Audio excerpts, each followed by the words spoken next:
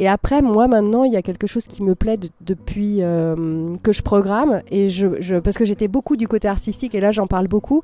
Mais ce qui m'a le plus en plus touchée, c'est le public.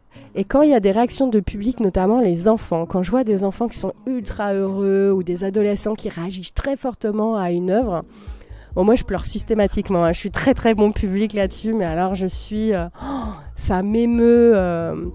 Même là, il y avait les spectacles de fin d'année, moi, quand je vois des enfants danser, ou quand je vois une émotion, en fait, quand les parents sont...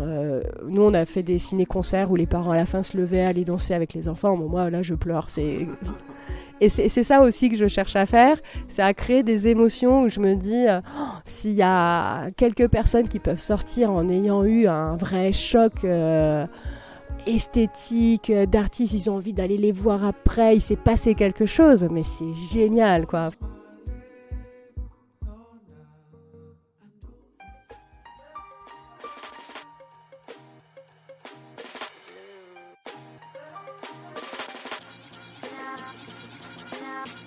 Bonjour, je suis Pascal et vous écoutez le podcast Dans mon micro, les artistes partent en live, le podcast consacré aux artistes. Aujourd'hui, pour ce nouvel épisode, j'ai rendez-vous avec Chloé Lenôtre, programmatrice à l'Auditorium de Sénaux.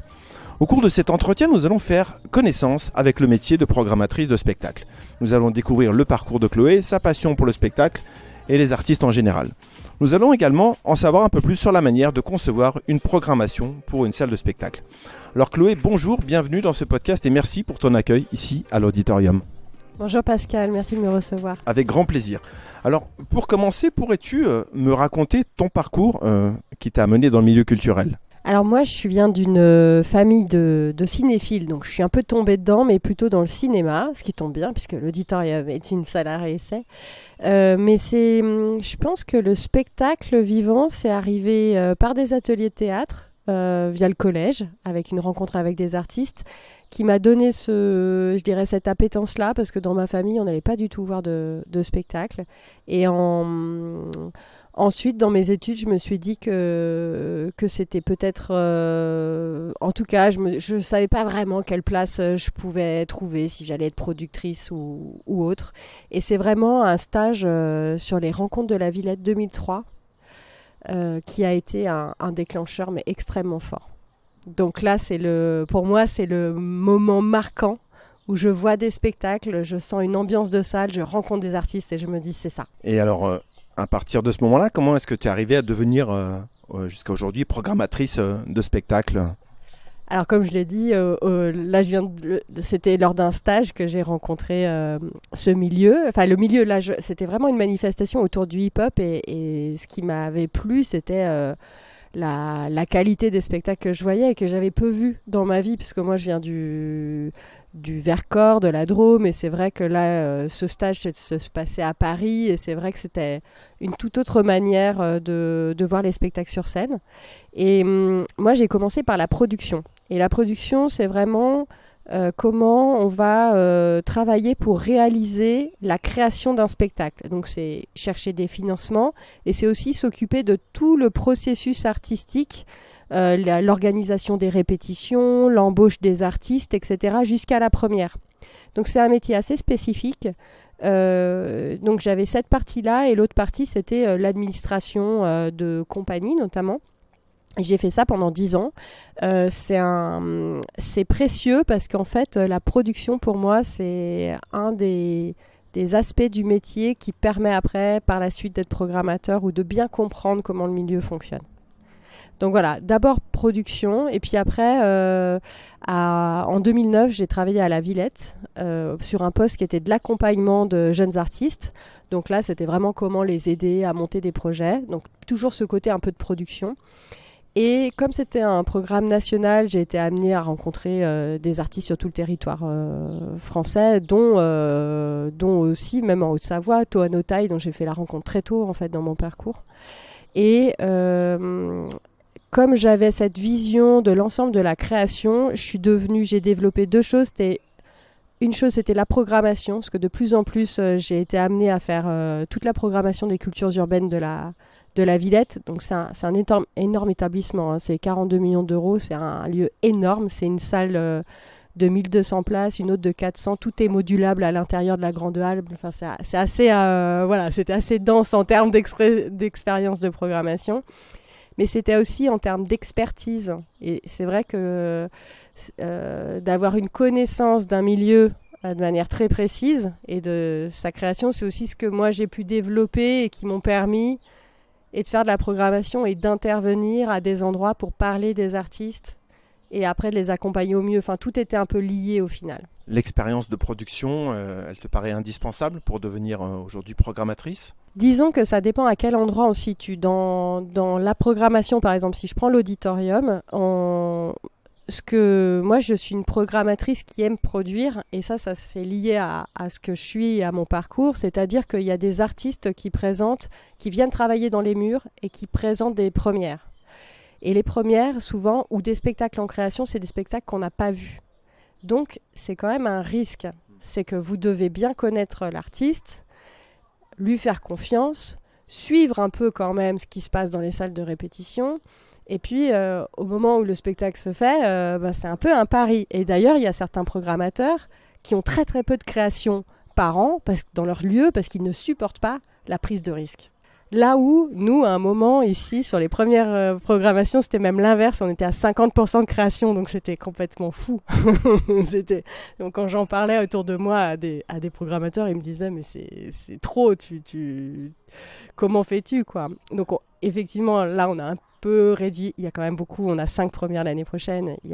On en trouve encore beaucoup. Ça fera toujours la couleur des programmations ici.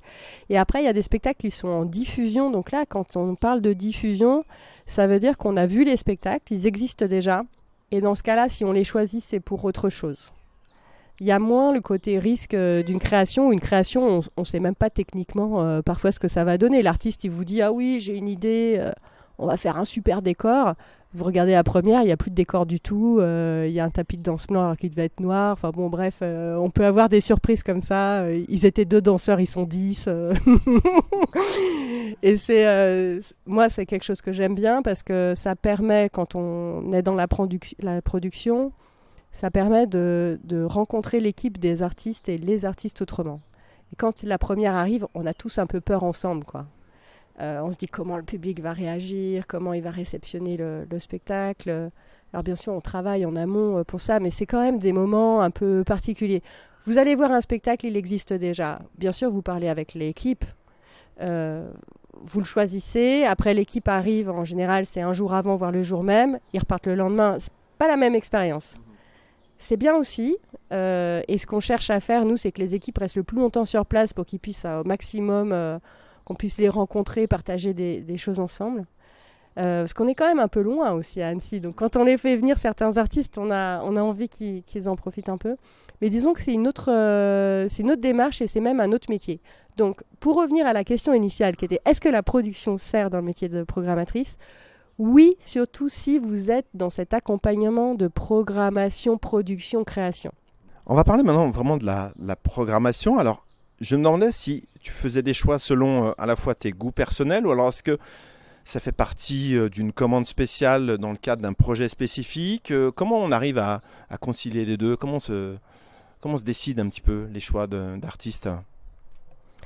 Alors déjà, moi j'ai été nommée ici sur un projet.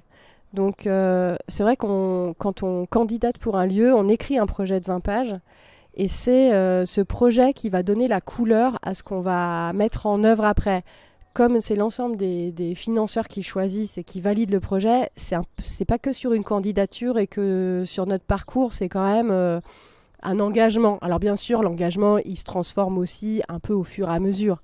Néanmoins, c'est très écrit, c'est très étayé.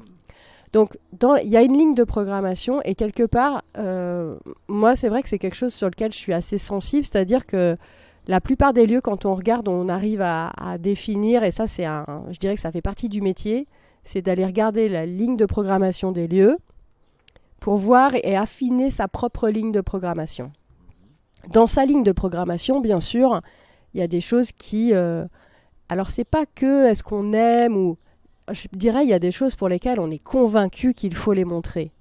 Alors, c'est bien évidemment des œuvres qu'on peut aimer, mais par expérience, je programme pas que des œuvres que j'aime. C'est plutôt, je dirais que je trouve qu'elles ont un sens vraiment à être vues, qu'elles correspondent exactement à la ligne de programmation. Et le premier prisme, c'est celui-là. C'est est-ce qu'il correspond au projet, et ce projet, est-ce qu'il correspond à son territoire et à ses publics. C'est plutôt ça. Moi, par exemple, je programme pas du tout de la même manière ici que je programmais à Paris. Parce que le territoire et les publics sont différents. Alors que je suis la même personne. Donc, et l'autre chose après qui va faire la différence, c'est la taille du lieu, la taille de la scène et les moyens budgétaires. Et ça aussi, c'est je dirais l'autre entrée.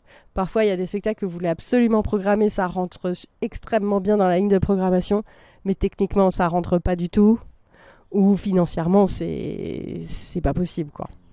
Quels critères tu utilises? Là, tu en as un petit peu parlé.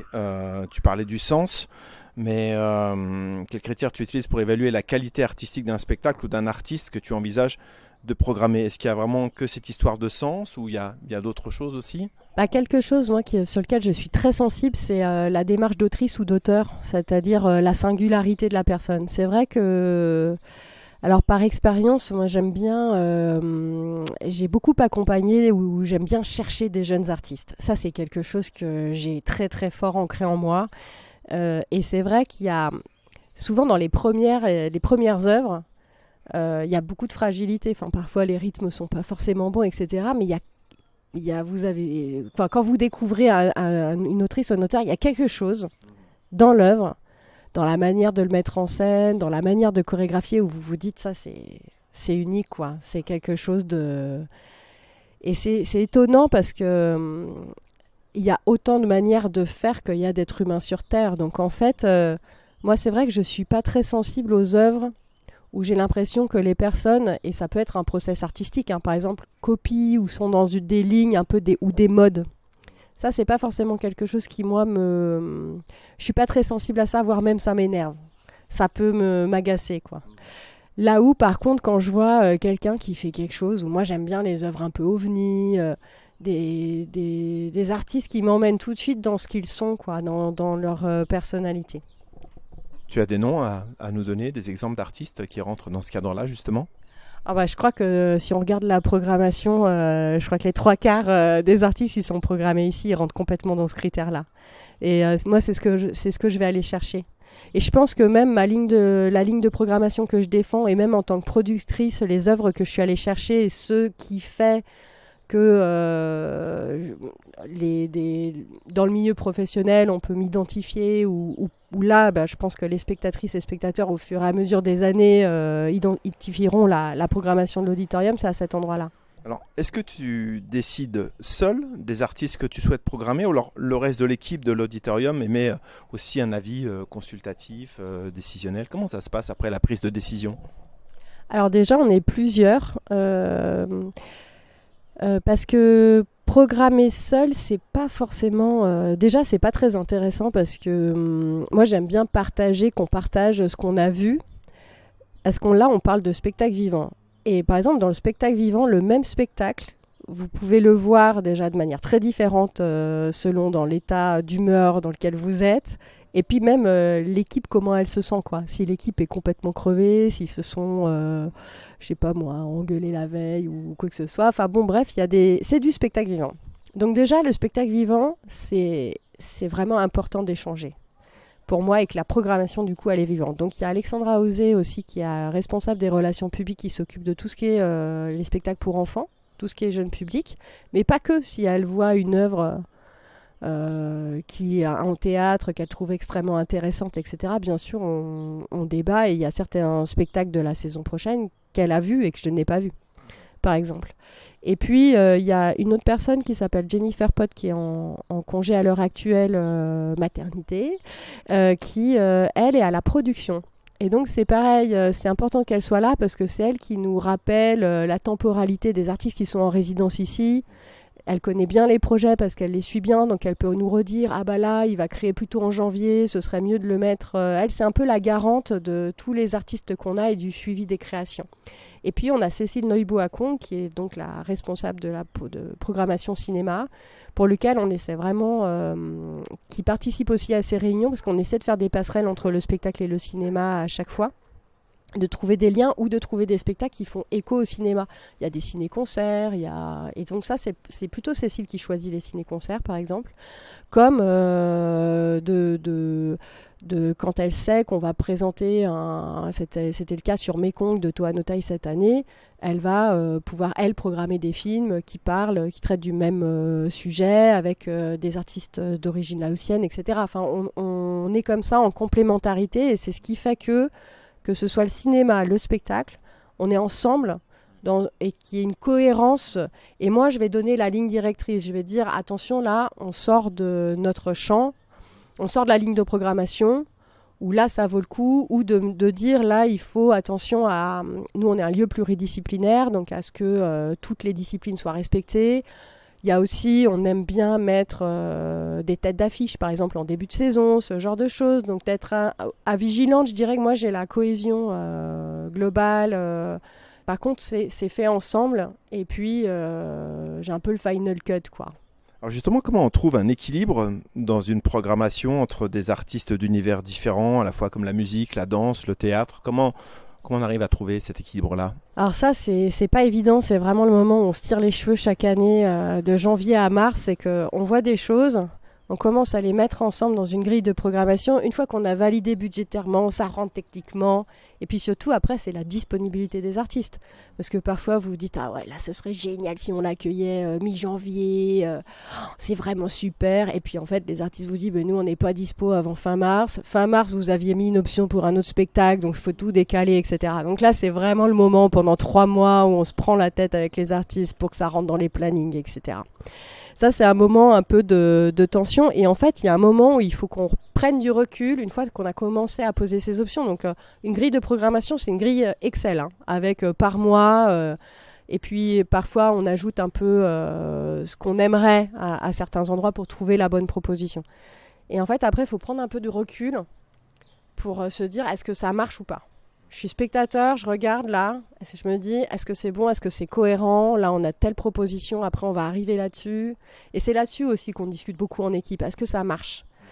Mais je dirais que c'est que quand moi j'ai la brochure de saison et que je la parcours, donc vraiment au moment où c'est le BAT, donc c'est limite trop tard, on peut plus rien faire. Parfois je me dis, ah mais zut, qu'est-ce que j'ai fait ? C'est parfois le cas, hein. Je me dis, mais pourquoi j'ai fait ça ?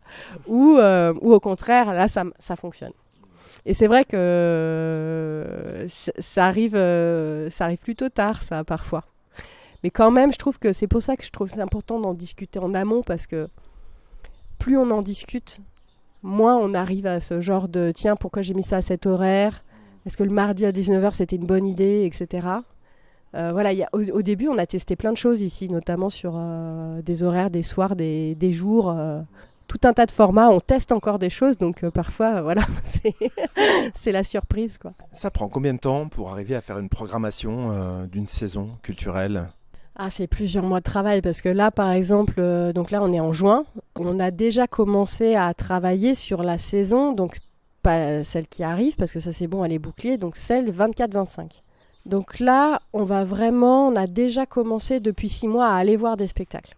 Quelque part, ils étaient entre les 2 saisons, donc on pouvait les mettre encore dans celle de l'année prochaine. Mais là, grosso modo, notre travail jusqu'en janvier, ça va être d'aller chercher des spectacles. Donc là, on va se déplacer énormément, au maximum. On va regarder les programmations des autres, on va se renseigner, on va appeler des gens pour savoir qu'est-ce qu'il a reçu, qu'est-ce qui était bien, quel est le projet en création, etc. Nous, on fait le point aussi avec les artistes qu'on accompagne. Et puis après, on a tout le moment où on commence à demander les informations, etc. Mais quand on commence à demander les informations, il faut qu'elles soient validées en équipe, il faut qu'on fasse les budgets, etc. Ce moment-là, il peut durer 3-4 mois. Et c'est vraiment long, parce qu'en fait, le temps de demander des informations, ça paraît anodin comme ça, mais en fait, ça peut prendre un temps fou, jusqu'à après la rédaction des textes, qu'on ait les bonnes photos, qu'on ait les bons crédits photos, qu'après on ait la bonne taille de texte, etc. On fait valider ces textes aux artistes, on les reçoit, etc., etc. C'est des process qui sont quand même très longs. Quand on reçoit la brochure, on est content, quoi. Et en fait, il faut déjà qu'on commence à travailler à l'année d'après. Et encore, nous, on est sur un rythme, je dirais, qui est plutôt annuel, là où certains lieux, quand on parle de grands lieux type banlieue Seine nationale, ils ont déjà quasiment la moitié de la saison d'après. C'est qu'ils sont... plus on est gros, et nous c'était ça à la Villette, c'est-à-dire que plus les établissements sont gros, parfois c'est même 2 ans avant que les programmations sont faites. Donc c'est vraiment un casse-tête parce que voilà, ça demande quand même, c'est une temporalité. Voilà, ça fait 1 an que je sais plus si on est en 22, en 23 ou en 24, quoi. Je suis paumée.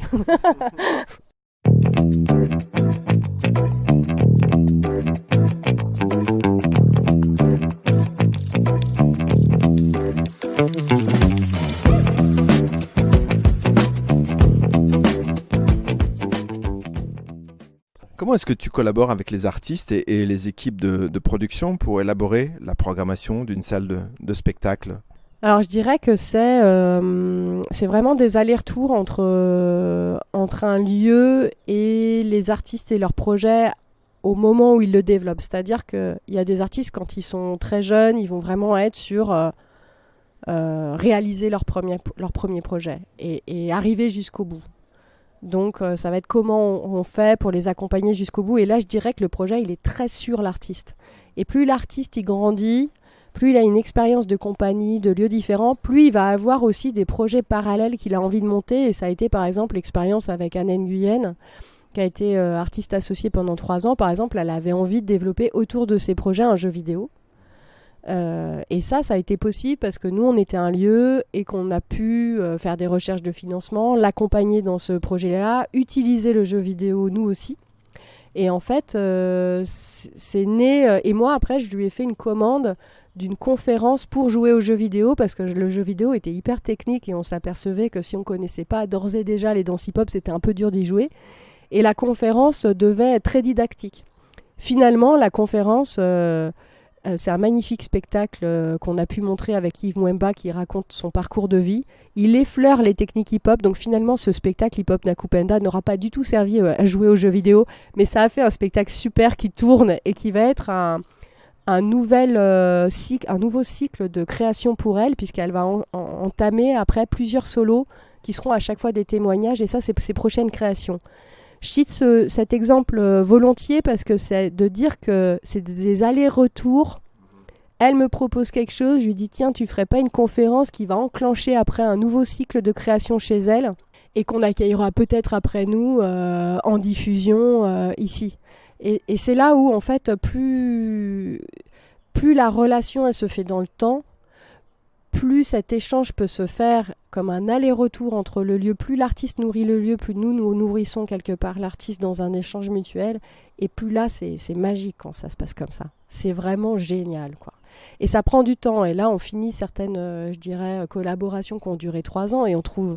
C'est long et court, quoi. On se dit, ah, c'est déjà fini, parce que c'est vrai qu'au bout de 3 ans, c'est vraiment là où on se connaît, où chacun connaît l'équipe, bien ce que nous on fait, on développe, et nous on connaît extrêmement bien ce que l'artiste fait, et du coup on lui apporte, on est plus fin aussi dans notre accompagnement, où on le programme, comment, avec quel public, etc. C'est vrai que moi c'est quelque chose que j'aime, c'est ça, c'est travailler dans cette écoute et cet échange. Et c'est pour ça que j'aime la production. Après, par exemple, quand on accueille des artistes, la rencontre, elle est beaucoup plus courte. Les personnes viennent jouer. Souvent, avant le spectacle, on les voit peu parce qu'ils sont très concentrés. Donc, on partage un moment. C'est plutôt après, mais c'est assez court, quoi. Moi, je trouve ça toujours frustrant. Et là, les rencontres se font ou pas. Parce qu'on peut très très bien s'entendre et partager un moment de réflexion. C'est toujours un moment d'échange, surtout si ça s'est bien passé. Et puis ça peut aussi ne pas être le cas, voilà, avec des artistes parfois un peu fatigués, qui ont une envie, c'est de rentrer à l'hôtel. Voilà, c'est comme ça. Hein, Et là, c'est vrai que moi, c'est pas que je trouve que c'est moins intéressant dans nos métiers, mais on a des métiers où on finit tard, on travaille beaucoup les week-ends, on est souvent en déplacement, ce qui fait partie du métier. Alors c'est vrai que quand on fait des belles rencontres, c'est chouette aussi.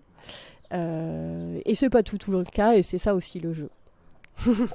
T'as un souvenir justement d'une rencontre en particulier, d'un artiste qui t'a marqué ? Moi j'ai fait un bout de chemin avec Ousmane Sy pendant 10 ans en l'accompagnant. Alors il est décédé depuis, mais ça a été une des plus belles collaborations artistiques et dans cet échange-là de programmation et de production. puisque j'ai pu l'accompagner sur des œuvres qu'il a pu faire qui sont majeures. Hein. Queen Blood, c'est un spectacle qui fait 100 représentations avec des standing ovations tout le temps. C'est un très très beau spectacle. Et c'est quelqu'un aussi qui m'a beaucoup aidé à affiner des programmations et à aller, je dirais, à me déplacer, à m'apprendre il m'a appris à chercher et à trouver les bons endroits pour aller chercher les artistes et à affiner mon regard. Donc je lui dois beaucoup.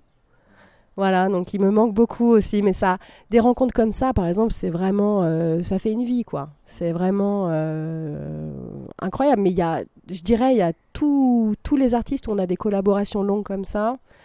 Moi, c'est ce qui a fait, c'est ce qui me nourrit, ce qui me donne du ressort pour parfois quand on est dans la fatigue, Et après, moi, maintenant, il y a quelque chose qui me plaît depuis que je programme, et parce que j'étais beaucoup du côté artistique, et là, j'en parle beaucoup, mais ce qui m'a le plus en plus touchée, c'est le public. Et quand il y a des réactions de public, notamment les enfants, quand je vois des enfants qui sont ultra heureux, ou des adolescents qui réagissent très fortement à une œuvre, bon, moi, je pleure systématiquement. Hein. Je suis très, très bon public là-dessus, mais alors, ça m'émeut. Même là, il y avait les spectacles de fin d'année. Moi, quand je vois des enfants danser, ou quand je vois une émotion, en fait, quand les parents sont... nous, on a fait des ciné-concerts où les parents, à la fin, se levaient, allaient danser avec les enfants. Bon, moi, là, je pleure. Et c'est ça aussi que je cherche à faire, c'est à créer des émotions où je me dis, s'il y a quelques personnes qui peuvent sortir en ayant eu un vrai choc esthétique, d'artistes, ils ont envie d'aller les voir après, il s'est passé quelque chose, mais c'est génial, quoi. Enfin, et maintenant, et je pense que c'est aussi ce qui fait que j'ai postulé ici à l'Auditorium Céno, c'est que j'avais envie de voir si j'étais capable d'aller toucher des publics, de créer cette émotion-là. En fait, j'avais envie de passer de la production à vraiment la programmation pour m'intéresser plus à la question des publics. Voilà. Et du coup, ça a transformé quelque part mon métier. Et maintenant, je peux plus parler à un artiste sans lui dire « Mais t'as pensé au public tu t'adresses à qui, là, quand tu fais ça ?» C'est vraiment devenu, même dans mes retours, pour moi, c'est pas séparé. Il n'y a pas que les artistes d'un côté, nous, programmateurs, et les publics, en fait, tout va ensemble, en fait. C'est un ensemble. Bah justement, est-ce que le public il peut ponctuellement être mis à contribution pour la planification de certains artistes ? Ah, mais j'aimerais beaucoup. Alors on le fait pour le cinéma, sur certains temps où les spectateurs et spectatrices participent. Et c'est quelque chose qu'on imagine notamment sur Utopie, qui est un temps qu'on a en mars, et on aimerait beaucoup que la programmation soit ouverte et qu'elle soit collaborative, avec justement peut-être différents horizons, et de partager ça avec... on a envie aussi un peu de sortir de nos habitudes de travail. Et c'est vrai qu'à être très spécialisé quelque part, parfois, moi j'ai envie aussi qu'on soit confronté à d'autres regards pour amener ou construire des programmations avec justement d'autres manières de voir. L'objet de Parquet d'été, justement, qui est le parquet qu'on monte chaque année sur la place de l'Auditorium, c'est que nous, on se positionne comme ingénierie culturelle, c'est-à-dire que nous, on sait faire du spectacle, on a une équipe technique pour le faire, on peut faire du cinéma de plein air, etc. Et ça, on le fait de plus en plus. Hier, la projection à la Friche des Rails, c'était notre équipe qui l'a organisée dans le cadre du Festival du film d'animation. Et c'est de dire, nous, on a ce matériel-là, on a ce personnel-là. Si vous voulez organiser un spectacle, un concert, faites-le sur le parquet. On vous accompagne et on fait en sorte que ça se passe bien, puisque nous, ce sont des choses qu'on maîtrise, quoi. Mais par contre, sur programmer, en fait, ça pourrait être ouvert à toute association qui a envie de faire un spectacle ou organiser quoi que ce soit. Et nous, on se mettra à disposition de cette volonté. Donc ça, c'est quelque chose qu'on a envie de développer.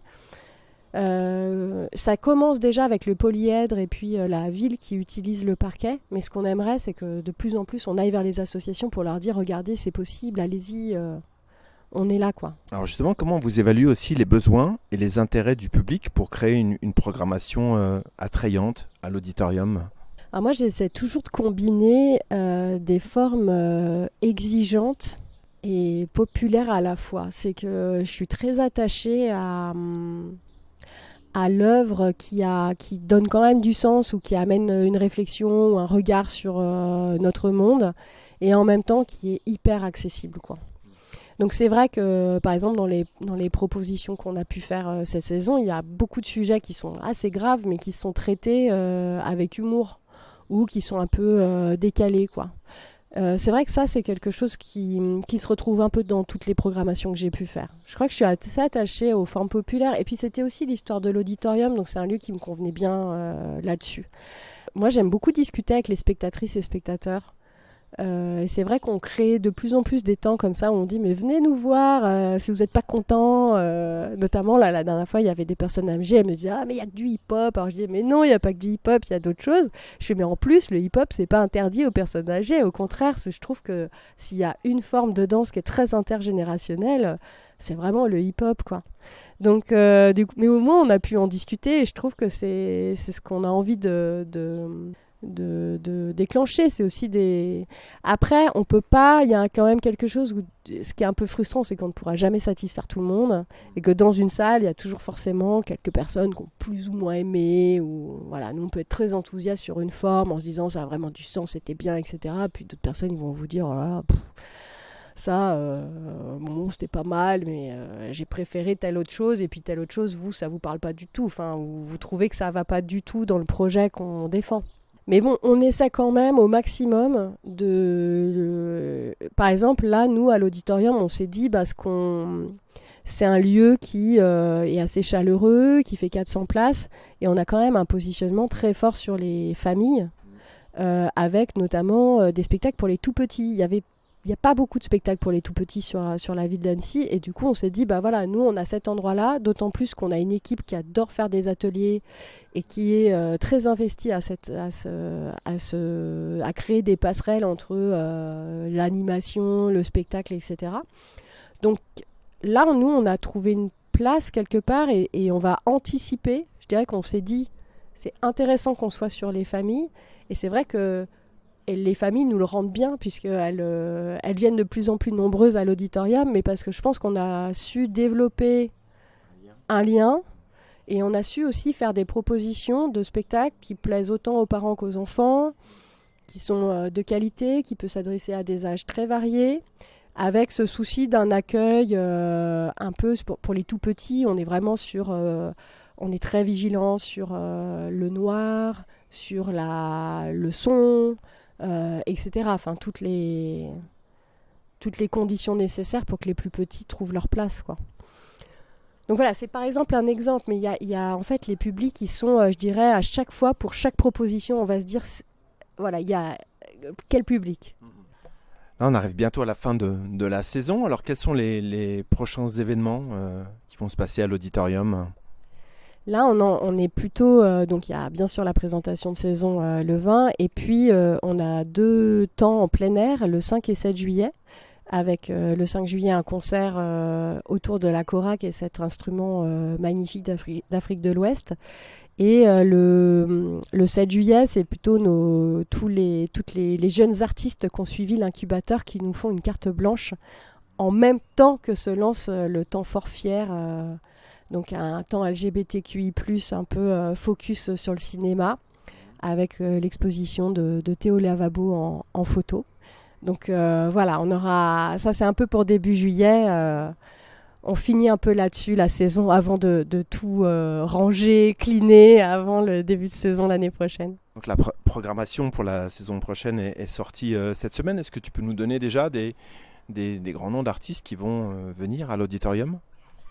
Oui, alors on est super contents parce que donc il y a le groupe Compay Segundo et Blick Bassi en musique qui sont Compay Segundo, on ne le présente plus parce qu'il est quand même très connu, et je dirais le groupe continue à jouer Vivendo, le Vivelo, le nouvel album. C'est vraiment dans la continuité de tout ce qu'ils ont pu faire. Et puis Blick Bassi, c'est vraiment un artiste qui a déjà joué à l'auditorium il y a quelques années, mais qui est en train de cartonner avec son nouvel album Donc c'est aussi l'accueillir à nouveau avec la manière dont il a grandi, avec cette voix superbe qu'il a. Et Guillaume Meurice, qui est en humour connu des amateurs et amatrices de France Inter. Donc on avait eu Tanguy Pastureau il y a 2 ans, donc là on a l'autre émission. Et puis on a aussi donc Anne Nguyen avec Matière Première, un super spectacle avec 6 danseurs venus de pays d'Afrique différents. Donc c'est vraiment sur les danses africaines, parce que toutes leurs danses sont d'une richesse incroyable. Et Rêve Lucide aussi, alors là qui est une compagnie un peu moins connue, mais on a 10 danseurs au plateau, c'est sur de l'électro et c'est vraiment un spectacle énergique, très, je dirais, qui nous parle d'une génération. C'est une très belle proposition. Alors ça, c'est vraiment notre tête d'affiche, mais après, dans la saison, on a aussi d'autres artistes plus ou moins connus qu'on accompagne, mais notamment Clément Viktorovitch qui ouvrira notre saison, et c'est la première fois qu'il fait un seul en scène, donc je pense que la plupart on le connaît pour ses émissions télé, pour Quotidien et ses apparitions sur la dialectique, et là c'est vraiment un spectacle un peu critique, ou en tout cas qui est une mise en abîme de des dérives de la communication du monde politique. Donc en fait, ce qui va être marrant, c'est que c'est quelqu'un qui a l'expérience de la télévision, mais a-t-il l'expérience du plateau? Nous pourrons vérifier fin septembre. Et il vient en répétition en juillet, donc je suis assez contente de pouvoir voir aussi comment il va travailler ce premier seul en scène. Mais je pense que c'est un spectacle qui, en première chez nous, il va faire beaucoup de bruit après. Une belle programmation en tout cas. Il y a beaucoup d'artistes en résidence aussi sur l'auditorium, sur une saison. Oui, beaucoup, parce que déjà on a 2 artistes associés et 4 artistes en résidence à l'année, donc ça fait 6 au total, plus les 10 jeunes artistes de Cube qui viennent et qu'on accueille en résidence dans le cadre de cet incubateur. Et là, ce ne sont que les personnes qui viennent régulièrement, puisqu'on a aussi toutes les compagnies locales et autres qui viennent et pour lesquelles on met à disposition, on a une petite salle de répétition ici. On peut aussi mettre à disposition le plateau, ce qui est le cas 3 semaines par an, pour faire du travail lumière, finaliser une création. Et par exemple, Break de Bruce Chiffard sera créé ici, puisque pendant 1 semaine avant la première, il travaillera au plateau pour finaliser sa pièce. Alors, avant de conclure cet entretien, est-ce que tu aurais un ou plusieurs souvenirs de spectacles marquants que tu as pu vivre ici à l'auditorium ? Alors, oui, j'en ai beaucoup, et même ça va être difficile de faire le...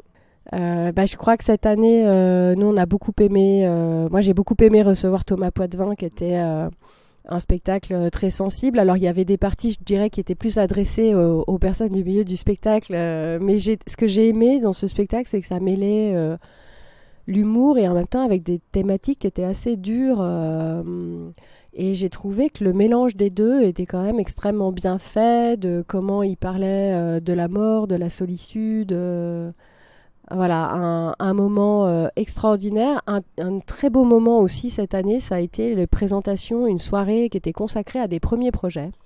Et je dois dire que les soirées premiers projets, donc là il y avait 3 jeunes artistes, souvent c'était 2 solos et un duo. Voilà, c'est pas forcément ce qui est le plus suivi par les spectatrices et spectateurs. En plus, comme c'est des premières œuvres, c'est un peu fragile, donc... c'est un peu particulier. Et en fait, là, on a eu une très très belle salle. Donc on avait plus de 300 personnes qui étaient là au rendez-vous, dont des jeunes collégiens qui avaient pu suivre un atelier avec un des danseurs, Gaëtan Schneider. Et il y a eu, ça a porté, en fait, le public a porté les artistes. Et les artistes ont présenté des spectacles extraordinaires. J'avais pu voir les spectacles avant, mais là, on peut vraiment dire que c'est la salle qui a porté et qui a aidé les artistes en les mettant dans quelque chose d'extrêmement bienveillant, accueillant. Et ils ont donné le meilleur d'eux-mêmes et c'était une super soirée. Donc voilà, pour dire aussi que ça se passe parfois dans les deux sens et vraiment que ça peut jouer une ambiance de salle. Les spectateurs ont aussi un rôle. Est-ce que tu aurais maintenant, avant de conclure, un coup de cœur à nous faire partager ?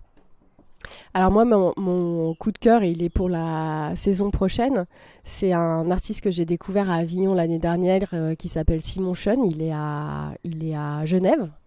Et en fait, il a fait... donc là, on va présenter BRILF qui est sur la question de la numérisation des corps et de leur utilisation à l'heure actuelle dans les jeux vidéo ou autres. Qu'est-ce qu'on peut faire avec ces corps? Ça paraît un peu technique, mais en fait, c'est des conférences qui sont très ludiques à regarder. Et à chaque fois, parce que donc après, il en a une autre qui s'appelle Simon qu'on présentera, je pense, l'année prochaine pour avoir un peu l'ensemble de son œuvre. Et donc l'autre conférence qui se situe sur l'intelligence artificielle. Et en fait, c'est un artiste, moi, qui m'a bouleversée, parce que je me suis dit, il me parle de questions où j'ai l'impression que ça allait être le futur. En fait, c'est déjà maintenant, pour lequel on est, je dirais, nous, très peu sensibilisés, voire j'avais l'impression d'être déconnecté des possibles de toute une industrie qui existe et qui fait partie de notre quotidien d'ores et déjà, en fait. Et j'ai trouvé précieux de voir son spectacle parce que la conférence, elle est très bien menée et il soulève quand même et des questions et en même temps, alors c'est pas non plus drôle comme Frédéric Ferrer qu'on a pu accueillir, mais ça reste très accessible. Je dirais même pour des personnes qui, comme moi, ne connaissent rien au numérique et aux questions, on n'est pas du tout perdu dans ce qu'on suit comme dans sa conférence. Et artistiquement, il a toujours des petits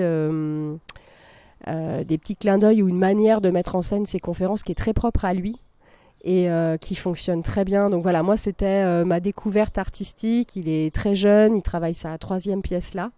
Et voilà, c'est mon coup de cœur de la saison prochaine. Et du coup, c'est un spectacle que j'ai vu il y a un an. Donc, c'est mon coup de cœur actuel et de la saison prochaine.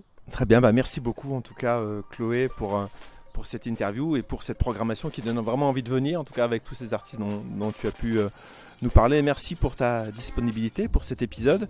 Ce fut un plaisir pour moi d'échanger avec toi sur ce métier de programmatrice au sein de l'Auditorium de Sénaux.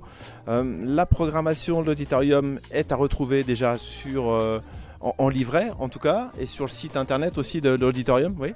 En fait, juste après la présentation de saison, donc dès le 21, il sera possible d'acheter des places directement sur le site. Et aussi toutes les infos donc, sont disponibles sur vos réseaux sociaux. Bien sûr, toujours. Donc Chloé, merci beaucoup. Et si cet épisode vous a plu, n'hésitez pas à le partager, à vous abonner, à en parler autour de vous, à vous abonner aussi au compte Instagram de Dans Mon Micro le podcast pour ne rien manquer des prochains épisodes. Merci beaucoup Chloé. Merci Pascal. On se retrouve très prochainement et en attendant, n'oubliez pas, dans mon micro, les artistes partent en live. À bientôt.